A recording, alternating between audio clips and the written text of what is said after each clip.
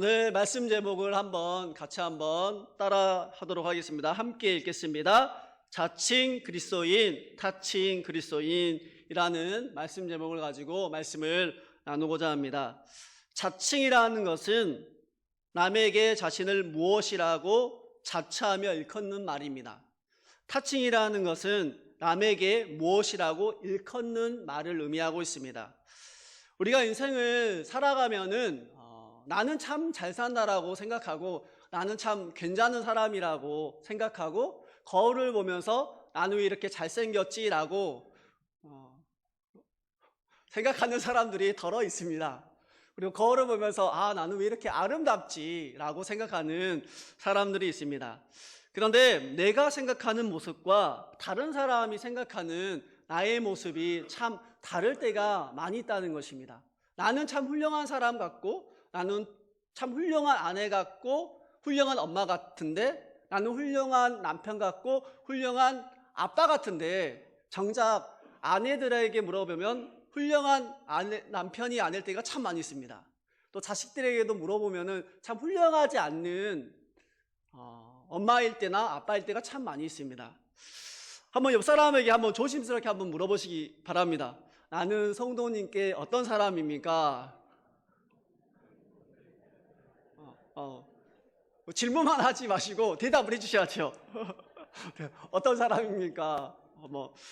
장로님입니다. 권사님입니다. 집사님입니다. 성도님이란 말은 너무나 많이 들었을 것이고 찬양을 참 잘하시는 분이신 것 같습니다. 교회에서 봉사를 열심히 하시는 우리 집사님 같습니다. 아니면 이런 말은 좀 듣기 힘들 것 같긴 한데 독서를 좋아하는 사람 같습니다. 또 마음이 따뜻한 사람 같습니다. 이런 평가를 받을 수도 있을 것입니다. 근데 더러는 그런 평가도 받을 수 있어요. 속으로만 말하세요. 옆 사람 보면서 참 이 사람 옆에 앉는 거 오늘 실수다. 다른 자리에 앉아야 되는데 이렇게 생각할 때도 있단 말이죠. 그것처럼 우리가 내가 생각하는 모습이 있고 때로는 내가 생각하는 모습이 다른 사람도 똑같이 생각할 때가 있다라고 생각하지만 참 다를 때가 많이 있다는 것입니다. 요새 많이 하는 것 중에 제가 하는 건 아니고요. 우리 이제 같이 사시는 이렇게 우리 빌라에 보면은 쇼핑몰이 많이 올 때가 있습니다. 있는데 쇼핑몰을 구매하는데 가장 중요한 요인 중에 하나가 무엇이냐면은 인터넷을 클릭해서 들어가잖아요. 들어가면은 이것을 보고 이 물건을 선택할 때가 가장 많이 있습니다. 무엇일까요? 그렇죠. 댓글. 신세대. 후기를 보면서 물건을 선택할 때가 참 많이 있습니다. 내가 이 물건을 사용해야 되는데 이 물건을 먼저 사용한 사람들의 그 후기를 통해서 제품을 결정할 때가 참 많이 있다고 합니다. 제가 한번 말씀을 드렸던 것 같은데 막상 그 물건을 사면 다를 때가 많이 있습니다. 그래서 후기를 요즘에는 많이 본다고 합니다. 그것을 이제 우리에게 적용하면은 우리의 이제 평판이라고 얘기할 수 있습니다. 그것처럼 평판이 요즘에 얼마나 중요하냐면은 옛날에는 회사에 들어가는 기준이 무엇이냐면은 공부 잘하고 훌륭한 사람이면 됐습니다. 근데 요즘에는 회사에서 회사를 옮길 때 가장 많이 작용하는 것이 무엇이냐면은 그 직원의 평가라고 합니다. 그 옆에 회사에 다녔던 그 직원이 우리 회사로 예를 들어서 오기를 원한다라면은 그 회사에서 어떻게 그 회사 생활을 했는지를 물어보고 어떤 사람인지를 물어보면서 그 사람을 선택하는 것이 기업 중에 51.4%의 기업이 그런다고 합니다. 그리고 면접을 보면서 지원자들이 탈락하는 것도 70%가 넘게 그 사람이 그 직장에서 어떤 생활을 했는지를 이렇게 물어보고 평가한다는 것이 참 많이 있습니다. 그리고 때로는 정치인이나 기업, 인기 스타들이 하루아침에 사회적으로나 경제적으로 아주 좋은 의미를 가지고 있다가 한순간에 이렇게 댓글이나 이런 것 때문에 평판에 위협을 받고 어려울 때가 참 많이 있다고 합니다. 만약 여러분이 그리스도인으로서 나와 함께한 사람들, 또 나와 마주한 사람들에게 어떤 평판을 받아야 할지, 또 어떤 나를 보면은 댓글을 남길지를 생각해 보면서 한번 말씀을 들었으면 좋겠습니다. 오늘 본문 19절을 이렇게 시작합니다. 그때에 스데반의 일로 일어난 환란으로 말미암아 흩어진 자들이 베니게와 구브로와 안디옥까지 이르러 유대인에게만 말씀을 전하는데 아멘, 이렇게 기록되어 있습니다. 19절을 시작하면서 그때에 라고 기록되어 있습니다. 이거를 좀 더 번역을 쉽게 하면 그러는 동안에 라는 때입니다. 때라는 것은 여기서 우리의 몸에 나오는 때가 아닙니다. 웃어주셔서 감사합니다. 웃지 않으니까 상당히 당황했는데, 여기서 말하는 때라는 것은 바울의 주도하에 스데반이 순교를 당한 후에 예루살렘에 그리스도인들이 핍박을 당할 때를 말하는 것입니다. 그때 많은 그리스도인들이 보면은 베니게와 그루보와 그리고 안디옥까지 이렇게 흩어지는 것을 보게 됩니다. 한번 그림을 보면서 설명을 해드리도록 하겠습니다. 성경을 좀 아시는 분들은 알겠지만 안디옥이라는 곳이 두 곳입니다. 잘 모르셨죠? 지금 아시면 돼요. 참 감사합니다. 목사로서 몰라주셔서. 안디옥이 뭐냐면 비시디아 안디옥. 비시디아 안디옥은 이제 저 터키 지방 위쪽에 있는 거예요. 바울이 3타 조용도의 때 터키 중남부 지역에 이렇게 개척했던 그 안디옥입니다. 그리고 오늘 본문에 나오는 그 안디옥은 수리아 안디옥을 말합니다. 수리아 안디옥. 예루살렘에서 살짝 위쪽에 지금 위치하고 있죠. 그것을 말하고 있습니다. 이곳에 흩어져 있던 사람들이 이제 스데반이 죽고 초대교회가 굉장한 핍박과 환란 가운데 그들이 이런 세 곳으로 흩어지게 됩니다. 흩어져서 그들이 했던 것이 뭐냐면은 그들과 함께 뭐가 가게 되냐면은 복음도 그들과 함께 가게 됩니다.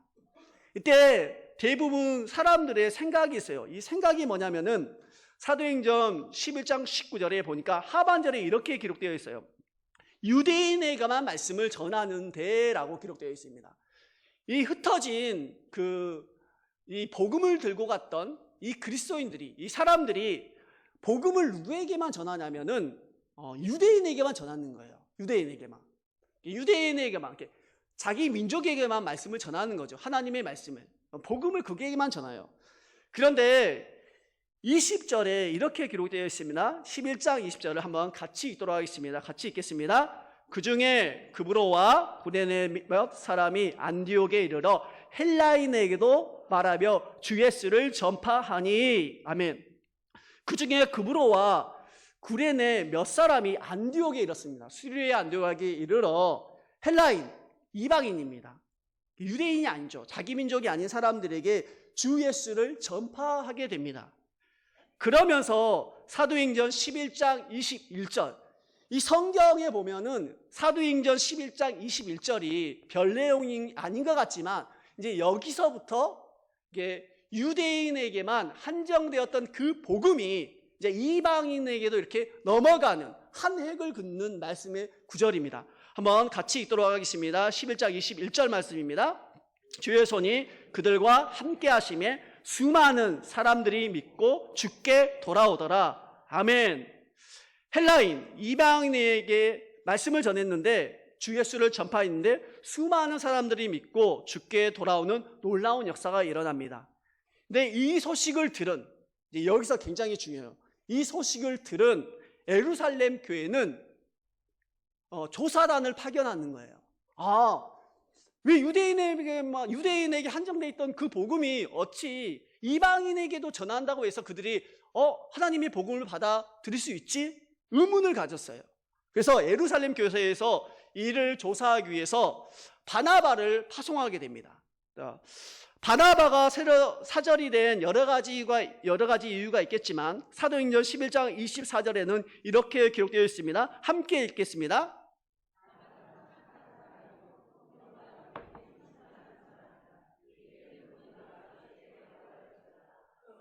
아멘. 그는 착한 사람이라고 얘기하고 있습니다. 여기까지는 다 알잖아요. 또 성령이 충만한 사람이기 때문에 선택을 받았으며 사도행전 4장 36절에는 이렇게 기록되어 있습니다. 구브로에서 난 레위 사람이 있으니 이름은 요셉이라 사도들이 일컬어 바나바라, 번역하면 위로의 아들이라 하나라는 구절이 있습니다. 이 구절 가운데 바나바는 레위 사람으로 구브로 출신이었던 것이 바나바입니다. 그래서 안디옥에서 이제 복음이 활성하게 증거되고 있잖아요. 그러면 생파 모르는 사람이 그것을 조사하면은 너 왜 왔어? 이렇게 위협할 수 있잖아요. 이미 유대감을 가지고 있던 사람이에요. 그래서 전도자들이 자연스럽게 그쪽 민족, 그쪽 안디옥에 사는 사람들과 이렇게 자연스럽게 구브로 사람들과 이렇게 유학갑 될 수 있을 것 같아서 이렇게 바나바를 선택한 것을 보게 됩니다. 그리고 바나바의 이름의 뜻처럼 바나바는 참 위로의 아들이었어요. 위로의 아들. 다른 사람과 이렇게 평화를 잘 가졌고 또 회심을 의심했던 그 사도 바울을 이 사람은 회심했어 라고 이렇게 같이 연결되었던 사람이 바나바입니다. 이런 사람이기 때문에 바나바가 이렇게 사절단으로 선택을 받은 것입니다. 지금 이 시대가 전도가 어려운 것 중에 하나가 교회가 세상에서 소금과 빛의 사명을 감당하면서 복음을 전해야 하는데 급하지만 정작 복음을 전하는데 소금과 빛의 사명을 감당하지 못하는 위로자 역할을 감당하지 못하기 때문입니다. 우리가 이 바나바를 보면서 깊이 생각해야 될 부분 중에 하나가 우리가 이제 전도 축제를 하고 있는데 이 전도 축제 가운데 복음을 전하는 것에 앞서 이 바나바 같은 마음이 필요하다는 것입니다. 그는 착한 사람이라는 것입니다.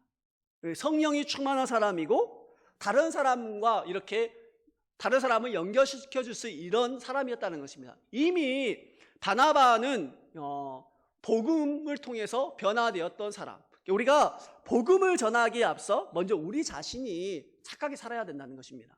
성령 충만해야 되고 또 다른 사람을 위로하는 사람이 되어야 한다는 것입니다. 우리는 복음을 전하기 위해서 먼저 깊이 생각해야 될 부분 중에 하나가 영어로 써 있잖아요. 무엇일까요? 대단하십니다. 앞에 영어는 트러블 메이커, 뒤에는 피스메이커. 트러블 메이커라는 것은 말썽을 일으키는 사람, 말썽꾸러기, 분쟁을 이야기하는 사람을 얘기하고, 피스메이커는 조정자, 피스메이커, 평화주의자, 중재인이라는 뜻을 가지고 있습니다. 우리가 복음을 전하기 위해서 말썽을 일으키는 사람이 돼서는 안 됩니다. 몇 사람 보면서 하면 있을까요? 말썽 일으키지 맙시다.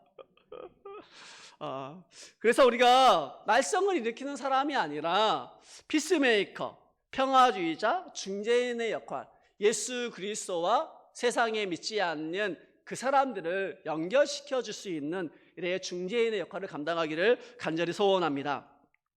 바나바는 하나님의 은혜를 보고 기뻐하였고 모든 사람들이 굳건한 마음으로 주와 함께 머물기를 사도행전 11장 23절에 이렇게 말하고 있습니다. 그가 이르러 하나님의 은혜를 보고 기뻐하여 모든 사람에게 굳건한 마음으로 주와 함께 머물러 있으라고 권하는 것을 보게 됩니다. 이제 너무 하나님의 은혜를 보고 믿는 사람들이 너무 많아졌어요. 근데 바울이 가보니까 처음에는 아무 생각 없이 바나바가 아무 생각 없이 갔겠죠. 왜? 조사를 하기 위해서. 근데 막상 가보니까 이게 장난이 아닌 거예요. 믿는 사람들이 너무 많은 거예요. 이렇게 자기 혼자 어떻게 해볼 수 없는 거예요. 그래서 이 안디옥 교회의 사역이 증가하였으므로 말미암아 혼자 감당할 수 없어서 바나바가 혼자 감당할 수 없게 되자 25절에 안디옥 교회를 돕기 위해 사울을 찾으러 다소에 갑니다. 그러면 사도행전 11장 25절에 한번 읽도록 하겠습니다. 같이 읽겠습니다. 바나바가 사울을 찾으러 다소에 가서 아멘. 사울이 다소에 있었던 거는 사울의 회심이 예루살렘 종교자들 사이에서 참 혼란스러웠습니다. 이 사람이 정말 예수님을 믿고 회심한 사람인가? 아니면 우리 그 교회에 들어와 가지고 잠깐 인척하면서 우리를 잡아 죽이려고 하는가? 이런 의심의 눈초리들이 굉장히 많았어요. 이제 이거를 중재했던 사람이 바나바잖아요. 네, 바나바는 그가 회심했다는 것을 너무도 잘 알고 있었습니다. 그래서 다소로 바울이 피신해 있던 이유는 뭐냐면 그를 보호 차원에서 그의 고향인 다소에 사울을 이렇게 머물게 했었습니다. 그래서 이제 함께 사역할 사람으로 누구를 찾으러 가냐면은 사울을 찾으러 가는 거죠. 그래서 사울이 이제 그 안디옥에서 바나바와 함께 1년 동안 거기서 가르치는 사역을 하게 되는 것을 보게 됩니다. 만나서 안디옥에 데리고 와서 바나바와 사울이 1년간 가르쳤고 그 복음이 온 도시에 스며들었고 거기에서 비로소 보니까 그리스도인이라는 별명을 얻게 되는 것을 보게 됩니다. 사도행전 11장 26절 말씀을 한번 함께 읽겠습니다. 함께 읽겠습니다.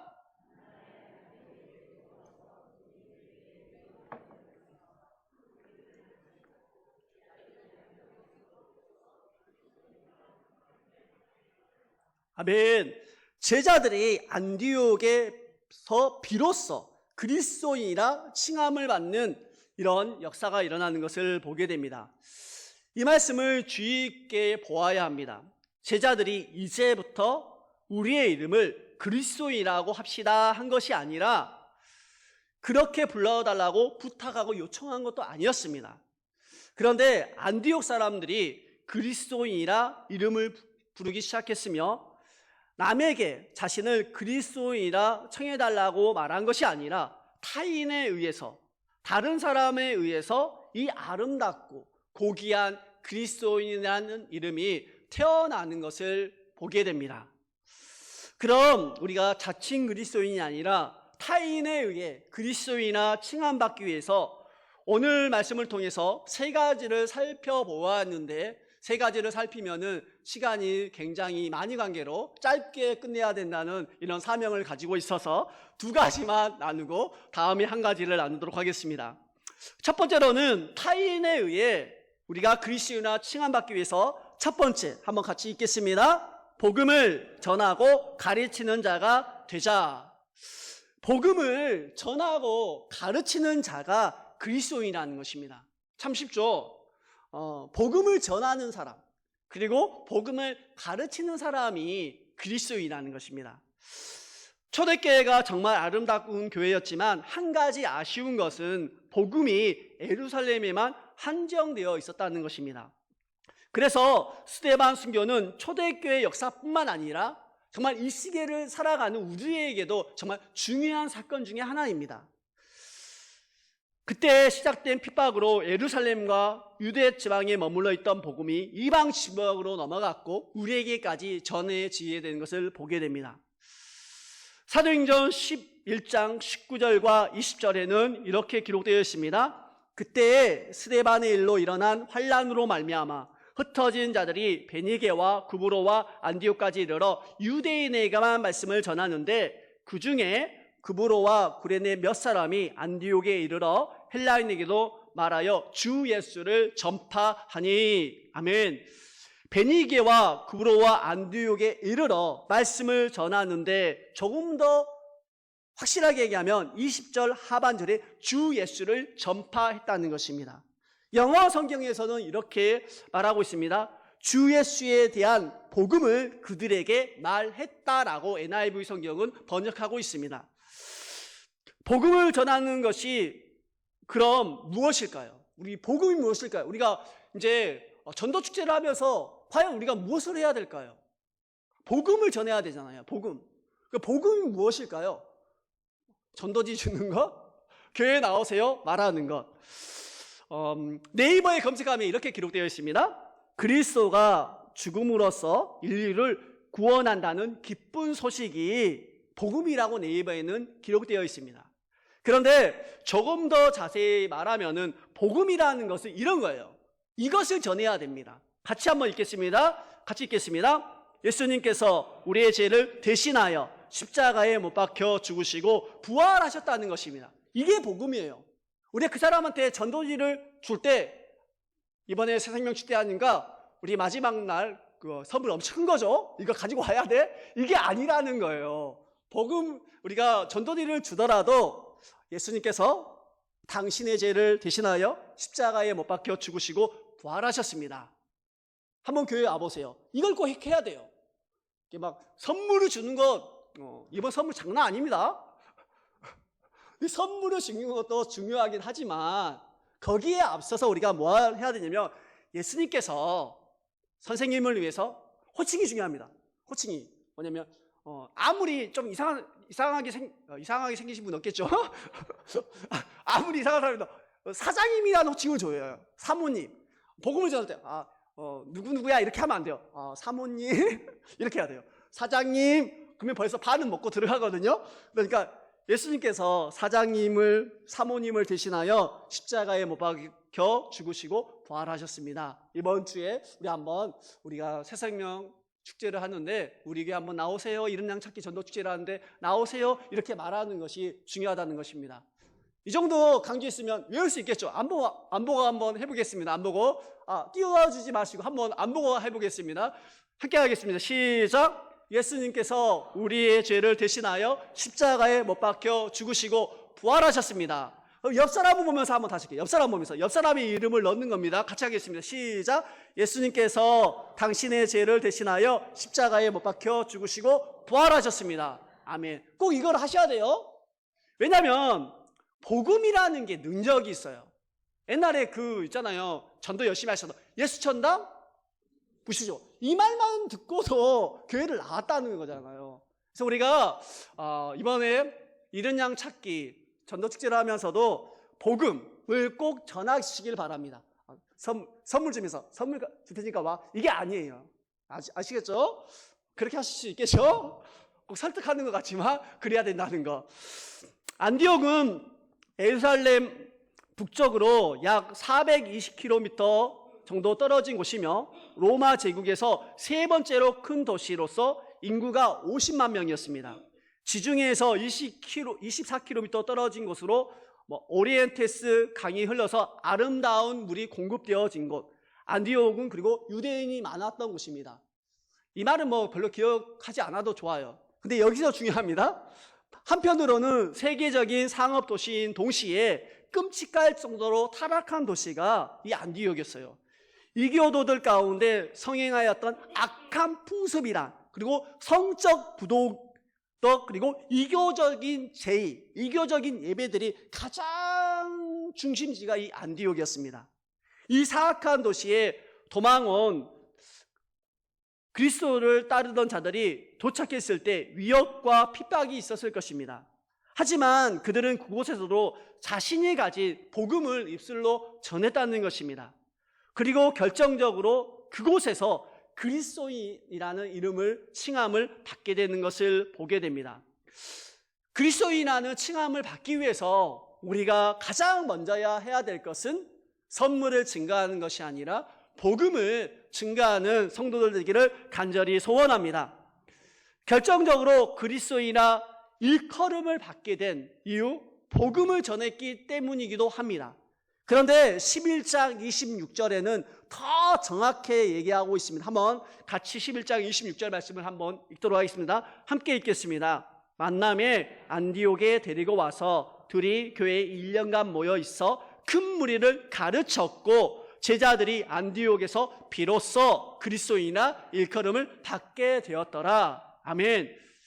타인에 의해 우리가 그리스도인이나 칭함을 받는 것은 복음을 전하는 것이 첫 번째입니다. 그리고 더 나아가서는 복음을 가르쳐야 한다는 거예요. 복음에 대해 1년간 가르쳤다는 것입니다. 복음을 받아내는 걸로 끝나는 것이 아니라 그들에게 1년 동안 사도 바울과 바나바가 복음을 가르쳤다는 거예요. 복음을 전하고 데려오는 것 정말 중요합니다. 우리가 이제 잃어버린 양 전도축제를 하면 한 5천 명 올 겁니다. 아닌가요? 5천 명 정도 올 것 같아요. 한 명당 한 50명씩 감당하시면 되잖아요. 5천 명 정도 오는 거 중요해요. 그런데 중요한 것은 뭐냐면 전도의 최종적인 목적은 뭐냐면 데리고 오는 것으로 끝이 아니라는 거예요. 그리스도인이라 칭함을 받았던 가장 결정적인 이유는 그들에게 복음을 전했고 그들이 교회에 들어왔다는 거잖아요. 그리고 나서 1년 동안 가르쳤다는 거예요. 가르쳤을 때 그리스도인이라는 칭함을 받았다는 거예요. 그래서 최종적인 전도는 뭐냐면은 그 사람을 교회에 와서 그날 선물 한번 받게 하는 것이 전도가 아니라는 거예요. 전도라는 것은 그 사람이 우리 교회에 정착하기까지 내 물질도 좀 쓰시고 차도 좀 같이 마셔주고 그리고 다른 사람도 소개시켜주고, 교회를 떠나지 않는 이유가 교회에서 세 사람만 알면 교회 떠나지 않거든요. 다른 사람과 소개시켜주고 연결시켜주는 것, 그리고 교회 생활이 이런 거라는 것을 가르쳐주는 것, 또 복음에 대해서 세가족 교육을 받게 하는 것, 이것까지가 전도의 끝이 아니라 그들의 삶이 변하기까지, 그리스도를 닮아가기까지 하는 것이 전도라는 것입니다. 우리가 이렇게까지 전도할 수 있는 우리 모든 성도들 되시기를 간절히 소원합니다. 데려온 예비신자가 교회에 정착해서 가르침을 받아 성장하기까지 도와주는 우리 모든 성도들이 되시기를 간절히 소원합니다. 그 결과 온 도시에 복음이 스며들었고 거기서 그리스도인이라는 별명을 얻게 됩니다. 그리스도인이라는 별명은 애초부터 외부 사람들에 의해서 비난조 섞인 말로 이렇게 시작된 이름입니다. 그리스도인 믿는쟁이, 예수쟁이, 이런 뜻이었어요. 문제가 얘기되긴 하지만 오늘까지 와서도 성도들을 일컫는 대표적인 명칭이 그리스도인입니다. 사도행전 26장 28절에는 이렇게 기록되어 있습니다. 아그리빠가 바울에게 이르되 내가 적은 말로 나를 권하여 그리스도인이 되게 하려 하는도다. 그리스도인이라는 이름이 애초부터 비난조와 별명조로 사용되어졌지만 그 고귀한 이름은 지금까지도 정말 고귀하게 사용되고 있다는 것입니다. 베드로전서 4장 16절에는 만일 그리스도인으로 고난을 받으며 부끄러워하지 말고 도리어 그 이름으로 하나님께 영광을 돌리라. 이때부터 그리스도인이라는 이 호칭이 굉장히 많이 등장하게 되고, 이 호칭은 지금까지 이르러서도 우리에게 정말 자부심을 갖게 되는 호칭이 되는 것을 보게 됩니다. 그리스도인, 상황과 환경에 상관없이 어디에 살든지 담대하게 하나님을 신뢰하며 차별 없이 복음을 전하고 가르치는 자가 그리스도인이라는 것입니다. 우리 눈은 언제나 복음의 메시지를 필요한 세상을 향해 있어야 합니다. 그럴 때 하나님의 일하심을 경험하게 됩니다. 우리가 복음을 전하고 복음을 가르칠 때 일어나는 현상들이 뭐냐면 사도행전 11장 21절에 이렇게 기록되어 있습니다. 함께 읽겠습니다. 주의 손이 그들과 함께 하심에 수많은 사람들이 믿고 주께 돌아오더라. 그리고 사도행전 11장 23절에는 이렇게 기록되어 있습니다. 함께 읽겠습니다.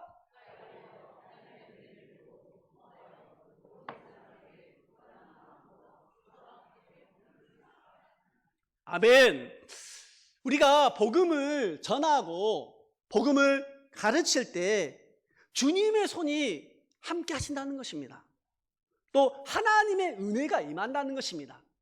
우리가 전도라는 것이 우리의 힘과 능력으로 하는 것 같지만 우리가 또 예비신자를 작성해서 이렇게 그를 위해서 기도하지만 그 가운데 하나님이 함께 하셔야 되고 하나님의 은혜가 임할 때 그 사람이 하나님의 품으로 돌아오는 것입니다.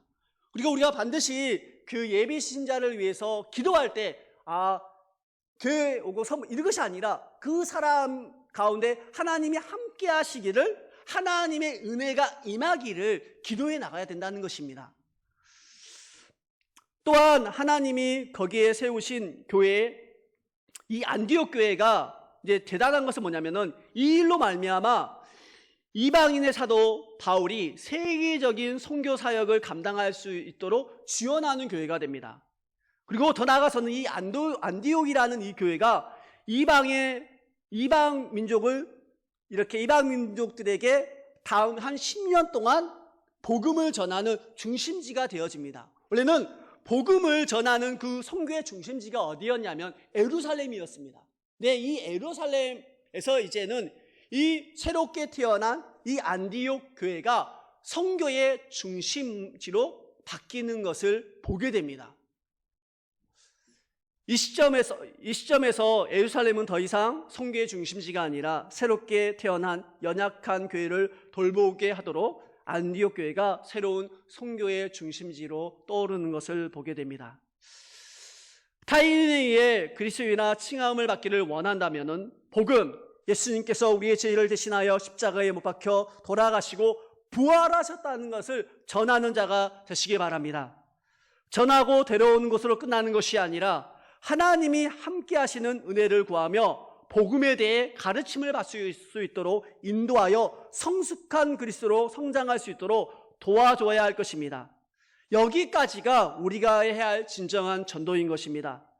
그 성숙한 성도가 많아질 때 그 변화된 성숙한 성도를 통해서 또 다른 영혼들이 하나님의 품으로 돌아오게 되는 것입니다.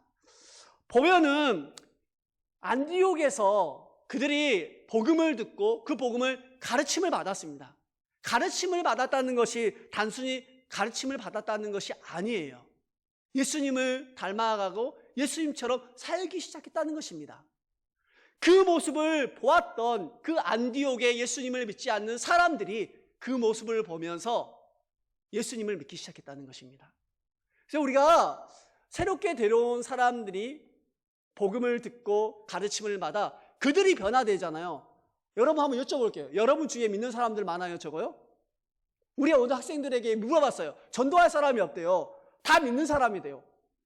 다 믿는 친구들이에요. 그러니까 거짓말이라고 그랬어요. 근데 중요한 것은 뭐냐면 우리가 신앙생활을 한 20년, 30년 하시잖아요. 저도 이제 한 좀 했거든요. 20년 넘었단 말이에요. 그러면 주위에 다 믿는 친구들밖에 없어요. 전도 우리 1년에 한 번씩 전도 축제 하잖아요. 전도 축제 하면 항상 똑같은 사람.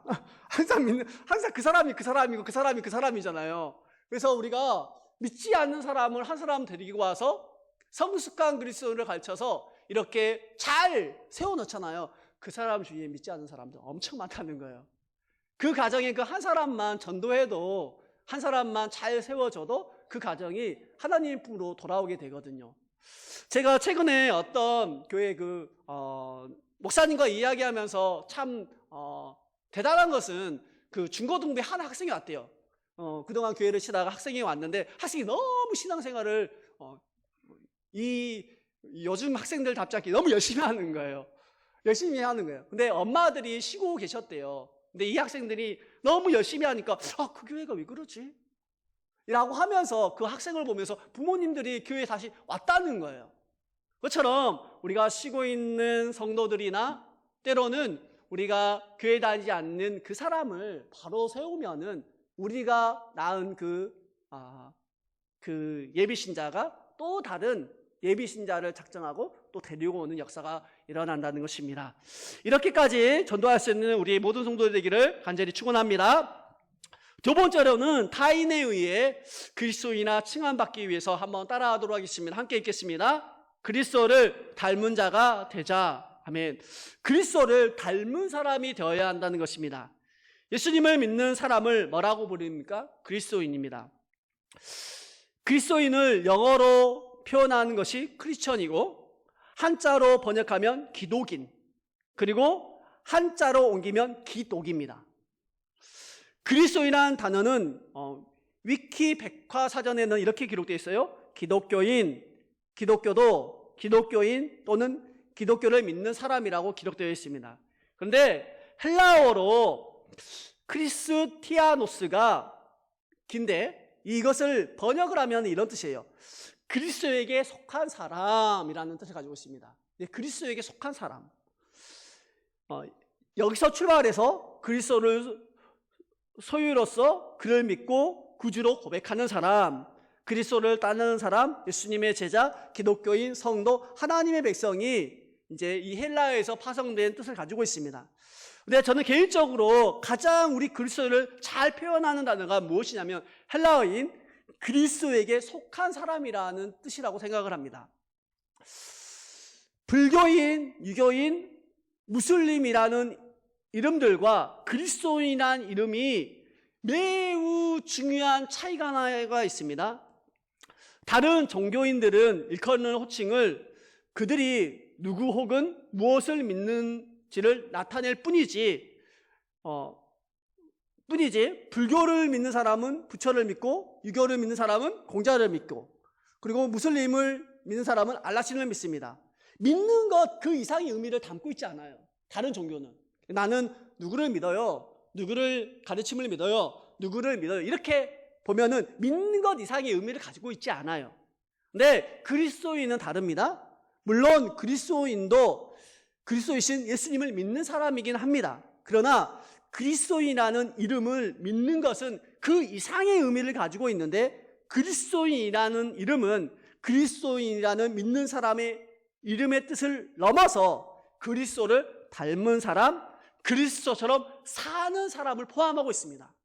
믿는 것을 뛰어넘어서 그리스도를 닮은 사람, 그리스도처럼 사는 사람이 이 그리스도라는 이름의 뜻에 담겨 있다는 것이요. 우리가 그리스도인이나 칭함받는 사람은 이 삶의 무게를 알아야 돼요. 이 무게가 이렇게 무거운 거죠. 그리스도를 닮은 사람. 너 예수님처럼 보여. 너 예수님처럼 사는 것 같아. 이런 말에 무게가 있다는 것입니다. 다른 이름에는 믿음과 고백이 들어있긴 하지만 신앙의 대상을 닮았다는 개념은 없습니다. 이 세상 그 어떤 종교에도 자신을 믿는 믿음의 대상을 닮았다는 개념은 없습니다. 기독교에만 이 개념이 있고 그리스도인에게만 소유의 개념이 있습니다. 이것이 그리스도인이라는 이름의 무게입니다. 그분을 닮았고 그분처럼 사는 사람. 그리스도인이 된다는 것은 그리스도와 같이 되는 것이고 그리스도를 닮아가는 것입니다. 사도행전 11장 26절에 이렇게 기록되어 있습니다. 한번 같이 읽겠습니다.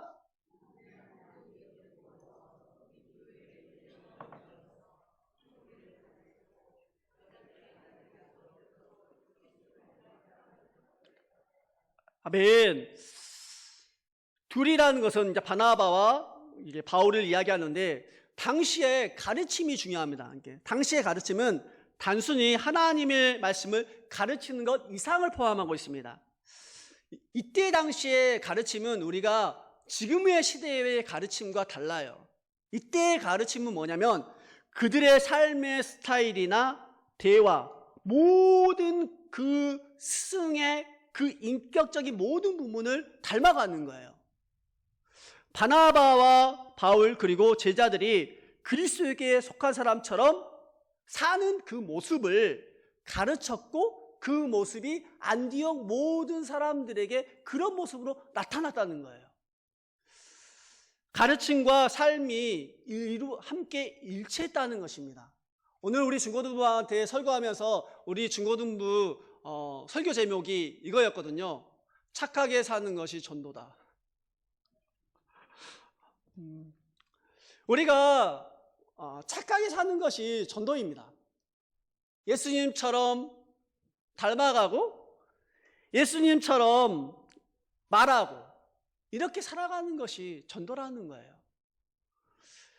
안디옥 사람들이 제자들을 그리스도인이라고 부를 이유가 무엇입니까? 제자들이 그리스도를 닮았고 그리스도처럼 살았기 때문입니다. 그리스도인이란 다른 사람들에게 자신의 모습과 삶을 통하여 그리스도를 생각나게 하는 사람입니다. 아까 처음에 말씀을 시작하면서 나는 당신에게 어떤 사람입니까? 라는 질문으로 말씀을 시작했었는데 과연 지금 여러분이 그 작정한 그 예비신자가 여러분을 바라볼 때 과연 어떤 사람으로 인식되어지고 그 사람이 내게 후기를 남긴다면 어떤 그리스도인인가 한번 생각해 보셨으면 좋겠습니다. 그렇다면 우리는 어떻습니까? 우리는 안디옥의 제자들처럼 그리스도를 닮아가는 사람입니까? 그리스도처럼 사는 사람입니까? 오늘 한국 사회에 참으로 안타깝고 서글픈 현실 중에 하나가 기독교를 향한 유례없는 조롱과 비난이 많다는 것입니다. 왜 이런 현상이 일어납니까? 그리스도를 닮지 못했기 때문입니다. 그리스도처럼 살지 못했기 때문입니다. 그리스도인이라는 이 이름의 무게처럼 살지 못하고 그렇게 생활하지 못하기 때문에 일어나는 현상입니다. 말은 번지르한데 사는 것은 너무나 이기적이고 세속적이기 때문입니다. 믿는다고 고백은 열심히 하지만 고백대로 사는 대로 고백과 사는 삶이 무관한 사람들이 너무도 많이 있기 때문입니다. 면목상의 그리스도인, 이름뿐만 그리스도인이 너무도 많기 때문입니다. 전도라는 것은 그리스도를 닮아가는 것입니다. 그리스도처럼 살아내는 것입니다. 요한일서 2장 6절에는 이렇게 기록되어 있습니다. 함께 읽겠습니다. 그 안에 산다고 하는 자는 그가 행하는 대로 자기도 행할지니. 아멘. 예수님을 믿는다고 고백하는 것, 그분 안에서 살아가고 고백하는 것만으로서는 안 됩니다. 그분 안에 거하고 말하는 사람은 그분이 행하는 대로 행하는 사람이 진정한 그리스도인이라는 것입니다. 다시 말해 예수님을 닮아야 하고 예수님처럼 살아가야 한다는 것입니다. 그리스도인은 예수님을 닮아가는 것이고 예수님처럼 사는 것입니다. 우리가 서로 사랑해야 되는 이유도 예수님을 닮기 위해서입니다. 온유하고 겸손한 사람이 되어야 한 이유도 예수님을 닮기 위해서입니다. 서로 용서해야 되는 이유도 예수님을 닮기 위해서입니다. 계명에 순종하고 복음을 전하는 이유도 예수님을 닮기 위해서입니다. 우리가 죄와 싸워야 하는 이유도 예수님을 닮기 위해서입니다. 우리 하루의 삶이 예수님을 닮아가는 삶이 되셨으면 좋겠습니다. 예수님을 믿는다고 고백하는 많은 사람들이 있지만 예수님을 닮는 일에, 예수님처럼 사는 일에 아무런 관심이 없는 사람들이 너무도 많이 있습니다. 매목상의 그리스도인이고 이름뿐인 그리스도인이 때로는 우리일 수도 있다는 것을 기억하시기 바랍니다. 예수님을 닮기 위해 애쓴다면, 예수님처럼 살기 위해 노력하지 않는다면 우리도 이름뿐인 그리스도인이 될 것입니다. 그러면 어떻게 해야 예수님을 닮고 예수님처럼 살 수 있을까요? 그리고 타인에 의해 그리스도인이라 칭함받을 수 있을까요? 히브리서 12장 2절에는 이렇게 기록되어 있습니다. 함께 읽겠습니다. 믿음의 주요 또 온전케 하신 이인 예수를 바라보자. 늘 예수를 바라보는 것입니다. 예수님을 바라보면서 예수님처럼 생각하고 예수님이라면 이 상황에서 어떻게 행동하셨을까? 예수님이라면 어떻게 이 상황에서 생각하셨을까? 예수님을 닮기 위해 우리의 매일의 삶 순간순간마다 예수님을 바라보면서 우리의 시선과 생각을 그분께 고정할 때 예수님처럼 닮아가고 예수님을 살 수 있는 것입니다. 안디옥 교회에서 그리스도인이라고 부르기 시작했습니다. 그리스도인이라는 단어는 자신 스스로에게 붙이는 호칭이 아닌 타인에 의해 정해졌다는 것입니다. 이 사실이 너무도 중요합니다. 그리스도인은 세상 속에서 구별되어 사회와 사람들 간에 어떤 관계를 맺고 있든지 분명하게 자신을 드러내야 합니다. 복음을 전하고 가르치는 자가 되어서 타인에 의해 칭함받는 그리스도인이 되기를 간절히 축복합니다. 그리스도인이라는 이름의 무게와 그 가치를 알고 타인에 의해 그리스도인이나 칭함받기를 원한다면 그리스도를 닮은 사람이 되시고 그리스도처럼 사는 사람이 되시기를 간절히 축복합니다. 그리스도인은 내가 스스로 증명하고 다녀야 할 다녀가 아닙니다. 자신의 삶에서, 인격에서 자연스럽게 흘러나와 다른 사람이 의해 증명되어야 할 단어가 그리스도인이라는 단어입니다. 그러기 위해서 여러분의 모든 삶 가운데 트러블 메이커가 아니라 피스 메이커로 살아갈 수 있는 간절한 축복이 있기를 간절히 소원합니다.